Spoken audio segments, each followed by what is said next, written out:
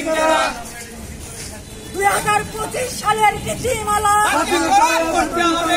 2025 সালের নীতিমালা 2017 সালের নীতিমালা 2017 সালের নীতিমালা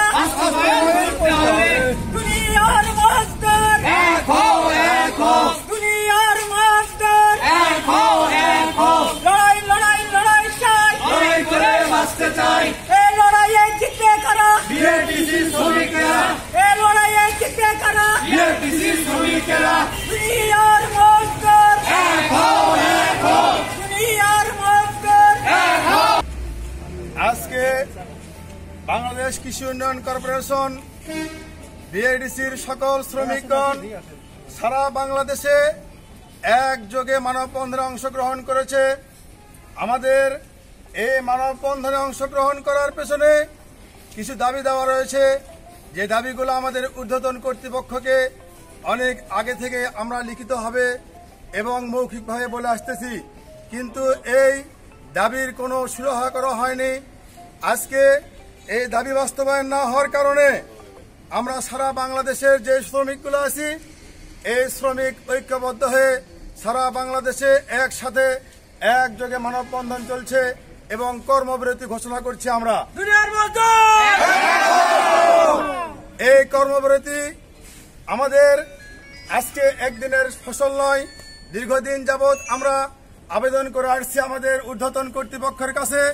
আমরা যে শ্রমিক আছি, আমাদের আগে বেতন ছিল 500 টাকা দৈনিক হাজিরা এবং আমাদের কর্ম ছিল 30 দিন, কিন্তু এই বিএডিসি থেকে আমাদের এখন যেই দৈনিক ভিত্তিক হাজিরা দেওয়া হচ্ছে, হাজিরা 700 টাকা করা হয়েছে, কিন্তু আমাদের দৈনিক যে গড় সেটা মাসে 22 দিন করা হয়েছে।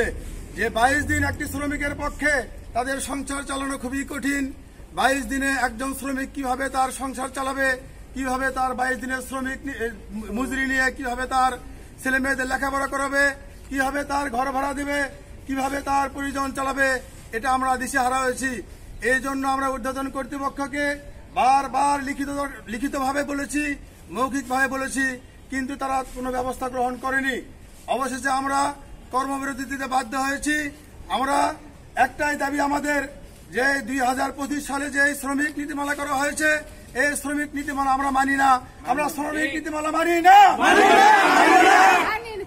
আমরা 2025 সালের শ্রমিক নীতিমালা মানি না, মানব না।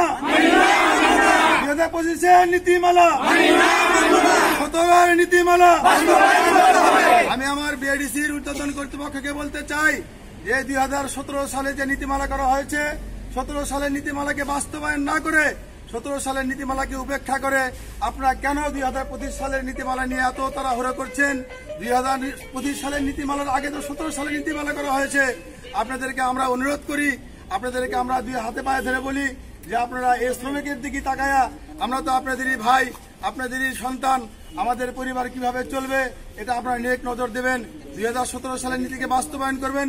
2017 সালের নীতিমালা বাস্তবায়ন করে এই প্রত্যেকটি শ্রমিককে 30 দিনের হাজিরা দিয়ে তাদের মুখে হাসি ফোটাবেন। এই বলে আমি আমার সংক্ষিপ্ত বক্তব্য এখানে শেষ করছি। আমরা 2017 সালের নীতিমালা বাস্তবায়নের জন্য আজকে অফিসের সামনে, স্ব অফিসের সামনে অবস্থান কর্মসূচি সম্পন্ন করার লক্ষ্যে শ্রমিক ভাই বন্ধু সবাই এখানে একত্রিত হয়েছি। আজকে 2017 নীতিমালা হলো কৃষি ফার্ম শ্রমিকের অনিয়মিত শ্রমিক হিসেবে দীর্ঘ 2 যুগ 3 যুগ যাবত আমরা কর্মরত আছি। অনেকে 2-3 বছর, 4 বছর, 5 বছর। তো 2017 সালের নীতিমালা হলো অনিয়মিত শ্রমিকদের নিয়মিত বিধান করার বিধান আছে। কৃষি মন্ত্রণালয়ের গবেষণা 1 অধিশাখার 8 জুন 2017 পরিপত্রে 3 নম্বর বিধিতে নিয়মিতকরণ, অনিয়মিত, অস্থায়ী, সাময়িক বা মৌসুমী শ্রমিককে নিম্নবর্ণিত শর্ত সাপেক্ষে নিয়মিত করা যাইবে। প্রতিষ্ঠানে নিরবিচ্ছিন্নভাবে কমপক্ষে কর্মে 3 বছর নিয়োজিত থাকিতে হইবে। বিনা অনুমতিতে অনুপস্থিত ছাড়া পঞ্জিকা বছরে 240 দিন কাজ করিলে নিরবিচ্ছিন্নভাবে 1 বছর কাজ বুঝাইবে। নিয়মিত শ্রমিক শূন্য হইলে অনিয়মিত, অস্থায়ী, সাময়িক, মৌসুমী শ্রমিকদের জ্যেষ্ঠতা অনুসরণ করা আবশ্যক। তবে বিএডিসি উপরোক্ত শর্তাবলী অনুসারে শর্তসমূহ করা সত্ত্বেও বিএডিসি অনিয়মিত শ্রমিকদের নিয়মিত শ্রমিক হিসেবে নিয়োগ প্রদান করা হয়নি।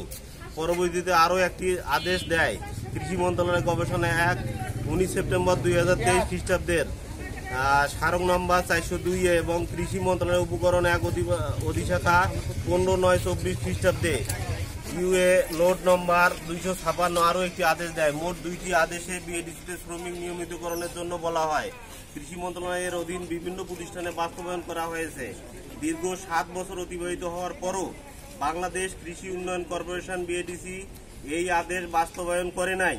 কৃষি মন্ত্রণালয়ের আদেশ অমান্য করে বিএডিসির কর্মকর্তারা তাদের নিজস্ব কমিটি গঠন করে অবৈধ শ্রমিক ম্যানুয়াল তৈরি করে।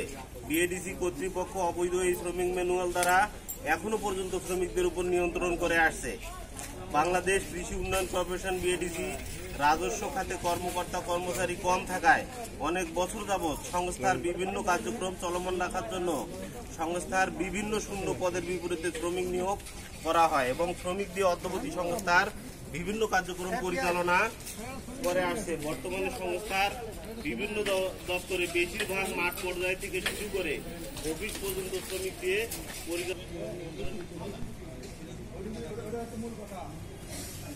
যেমন কম্পিউটার অপারেটর, ড্রাইভার, অফিস সহায়ক, দারোয়ান, ইলেকট্রিশিয়ান, মেকানিক, ওয়েল্ডিং অপারেটর